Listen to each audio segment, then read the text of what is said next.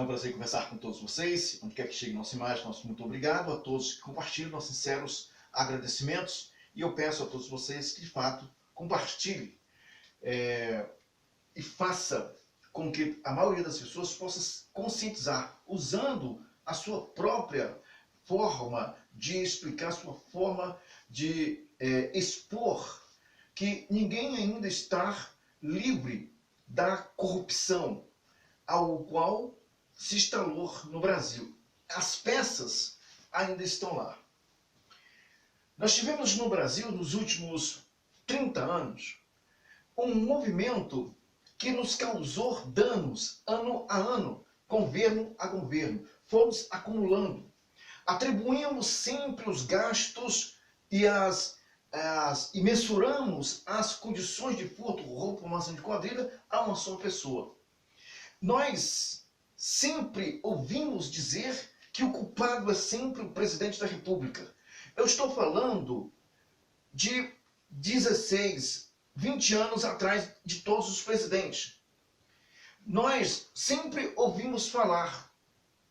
Nós sempre ouvimos porque nos foi dado a entender que o presidente da República é o responsável sempre por toda a corrupção. Mas não existe uma mensuração em relação à corrupção e o executor. Porque se você de fato conhecer a nossa Constituição, não há possibilidade nenhuma de haver corrupção na República Federativa do Brasil se todos não participarem, ou quem assumiu os cargos nessas estruturas federais são corruptos e contribuiu para que a via dos fatos acontecesse no Brasil. E que, no final da situação, quando houver de haver uma punição para essa pessoa, sabendo que essa pessoa vai ser inocentado ou livre das acusações. O que nós estamos vendo hoje no Brasil é justamente isso.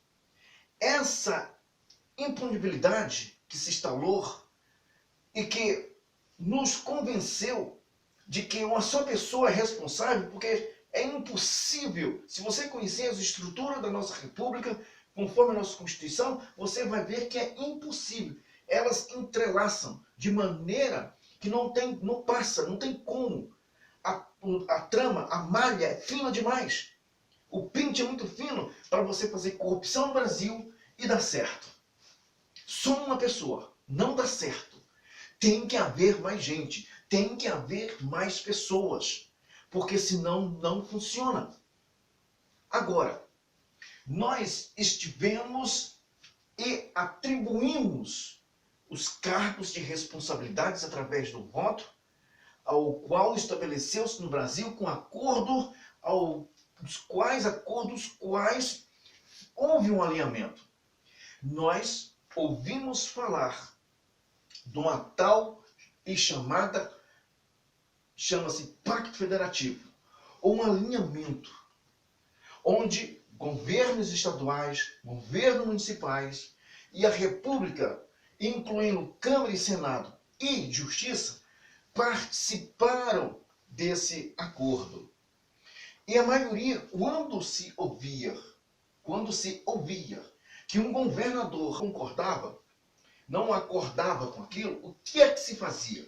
Vinha-se à mídia e disse assim, nós temos um problema onde um governador do estado tal não está inerente aos acordos do Pacto da Federação, aos quais vai nos trazer grandes prejuízos. Prejuízo esse que era justamente o apontamento da covardia, do desvio, da molecagem, da formação de quadrilha que se tem em relação a essa verticalização.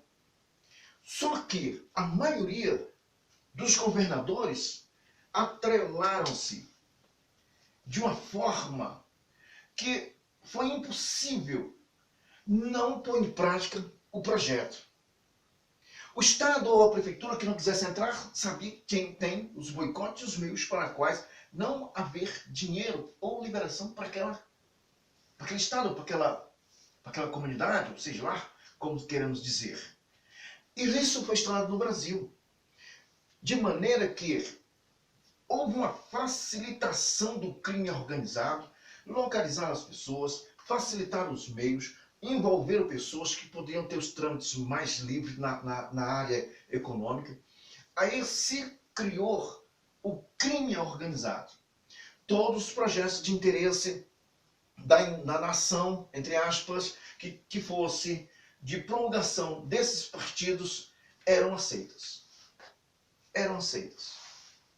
O projeto em si não tem muita graça, ele não tem muito sentido você fazer um projeto de corrupção no país, onde sabemos muito bem que tem que se haver, tem que acontecer algo para que possa vir à tona essa lama, porque sempre vai existir um nó.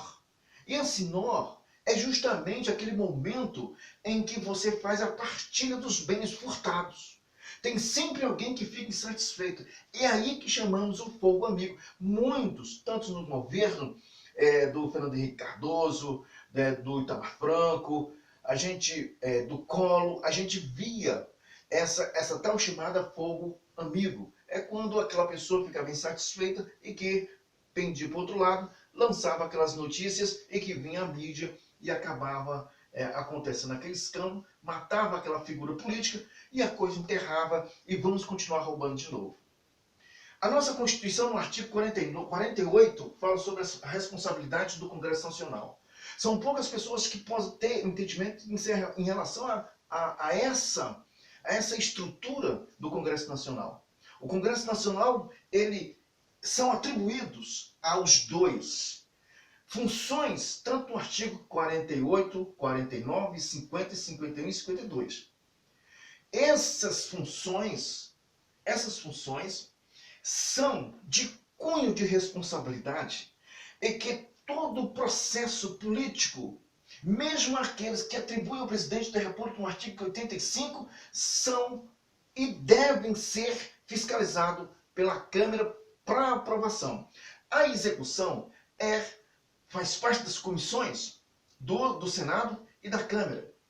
Para você ter uma ideia, que é impossível o ministro fazer desvio de verba se não tiver um apoio dessas comissões. Câmara. Quem nunca ouviu falar sobre Valério Dutra? Quem nunca ouviu falar sobre o Mensalão? Quem nunca ouviu falar do Paulo Cunha, que foi presidente da Câmara? Quem nunca ouviu falar, que me falha agora a memória, daquele deputado que tinha recebia propina dos restaurantes da Câmara, que era um deputado que logo a cassação do Paulo Cunha, ele foi eleito, era do baixo clero. Mas o cara está envolvido também com furto. Era até um pernambucano. Então a gente vê que essas pessoas, eles tiveram um alinhamento. Agora, também eram e são responsáveis por plebiscitos. Esses plebiscitos deveriam ocorrer, ou se tivéssemos sim a República, salvar a República, era preferir fazer uma junta, caçar todos os mandatos dos senadores e da Câmara e, se possível, fazer com que houvesse investigação aprofundada de todos os órgãos da República pela Polícia Federal. Aí sim, essa junta convocaria novas eleições sob a ótica de uma ficha limpa e não da imoralidade ao qual se instalou-se no Brasil. Essas pessoas ainda permanecem. Essas pessoas ainda estão lá. A renovação da Câmara é feita por 1 ou 2 terços. Porque não é possível. Agora, sempre que entra esse 1 ou 2 terços, quando recuperamos o segundo mandato do Senado, que é 8 anos, a Câmara já se contaminou porque ficou um outro terço. Ficou aquela leva que contaminou os que entraram. Então essa marginalização nunca vai acabar. Se não houver uma investida ou uma incisão em que o povo brasileiro possa ter responsabilidade. Para isso, é preciso que cada um de nós venhamos ter consciência. E essa consciência se adquire com livros, não se adquire com celular, com Google. O artigo 58 da nossa Constituição, ela retrata uma profundidade muito grande, e nós estamos assistindo quando foi mensurado que uma só pessoa foi corrupto, eu achei muito interessante. Mas que, na verdade, para quem sabe, a podridão estava lá na raiz. A podridão estava justamente na Câmara dos Deputados. Que vieram de onde? Vieram daqui de fora. Quem colocou eles lá? O povo. E quem fez essa divisão de classe para que colocasse essas pessoas dentro de um esquema de corrupção? Os partidos. Que partidos? Partido de esquerda, partido é partido. Partido separado, fatiados. Nós temos a responsabilidade. Quem faz com que as remunerações da justiça, Câmara, qual foi o ano que você viu que o Temer, pronto, para não ir muito longe, quando ele saiu, o que ele fez? Aumenta o judiciário. O que esse homem fez? Ele foi o quê? Foi envolvido no esquema do Amala, de um deputado que foi buscar 500 mil para ele. O que aconteceu com esse homem? Não aconteceu nada. E o dinheiro? Quem recebeu o dinheiro? Ficou com quem esse dinheiro? Quer dizer, a gente vê que tem coisas que acontecem se você não pôr a sua máquina, a sua mente profissional, não pegar a Constituição, não ler a Constituição, ler os trâmites da Constituição. As confusões que nós estamos assistindo hoje é porque essas pessoas estão lá. As pessoas que levaram a culpa foi usado como bode expiatório para encobrir a sujeira de todos. Aí estamos vendo a impunibilidade. As pessoas saindo pela porta da frente por cadeia. O relaxamento, a mudança da Constituição. Não se espante se depois não venhamos ouvir falar sobre uma nova Constituição. Não se espante em relação a isso, porque nós já estamos vivendo novas formas, novas leis complementares que são votadas constantemente. Você vê que as comissões na Câmara, dependendo do plenário, elas votam leis independentes da Câmara, simplesmente porque ela tem um fórum que pode ser votado, que elas podem depender de um terço dos deputados, simplesmente passa pelas comissões ali mesmo e é aprovada. Então a gente vê que nossa Constituição é para homens e liberdades, não para bandido. E nós estamos atolados nessas condições. Agora, podemos mudar essas condições? Podemos, desde que a casa venha a ser renovada. E essa exigência tem que ser de onde? Do verdadeiro poder que exerce através dos representantes. Agora, melhor que você negue esses representantes. Porque no momento em que a gente assiste um assalto vamos dizer, a gente assiste um assalto em que os representantes são aqueles ao qual o povo é responsável pelo poder que exerce, então o povo é o ladrão. Então a gente observa que nós somos simplesmente pessoas que somos responsáveis, podemos mudar essa condição de história, podemos mudar o parlamento, podemos mudar tudo o que esse Brasil precisa para ser Brasil. Porque no momento nós só somos Brasil no nome. Porque ainda tem muita gente lá dentro e que nós não vamos ler agora o artigo 48, nem o artigo 49, que é da contribuições ou atribuições do Congresso Nacional, porque no artigo 49 são alguns termos, alguns incisos que competem ao Senado, compete à Câmara também, e também ao Congresso dividido por ações. Nós temos também o artigo 70, e o artigo 70 é a complementação de uma fiscalização TSU, e eles também, agora você imagina, a própria Casa dos Deputados indica um terço da Câmara do TSU, Tribunal de Contas da União. Você tem a noção de quantas pessoas que são indicadas por um cargo vitalício e que ali vão prestar conta dessas mesmas pessoas que hoje são candidatos e que sairão candidatos? Nós estamos observando essa incapacidade do Senado Federal. O artigo 52, inciso 2, é da sua responsabilidade, das suas atribuições. E o que nós estamos assistindo hoje? Órgãos fazerem o que bem querem. Por quê? Porque, meus queridos, não há como você mensurar, não há como você fazer esclarecimento claro da mensuração em relação à corrupção se você não fechar tudo. Nós estamos sendo radicados. Não! Se você lê a Constituição, eu estou falando, se você lê a Constituição, há um entrelaçamento tão perfeito, uma malha tão fina, que para uma só pessoa corromper, isso é preciso que ele venha comprar todos.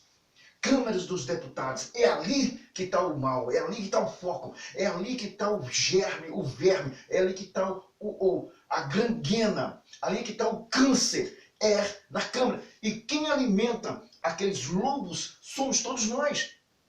Se nós não fizermos alguma coisa, não vai sobrar Brasil.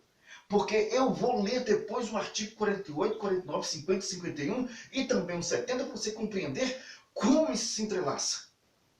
Para você ver que não dá simplesmente para culpar alguém. Nós temos que ir lá no cerne da questão, no cerne do furto, para você vai começar a compreender que nós estamos atolados numa corrupção, há 30, 40 anos. E assim é que estamos vivendo enganados, sempre enganados. E não para por aí. Porque nós temos ainda emissoras, nós temos meios de comunicações, porque é eles que renovam. Para você ter uma ideia, tudo o que acontece na República passa pelaquela casa. E o que nós ouvimos dessas pessoas? O presidente da República é o culpado. O presidente da República que fez isso. Claro que nós temos que engolir isso. O povo não sabe. O povo não sabe. Mas isso vai mudar.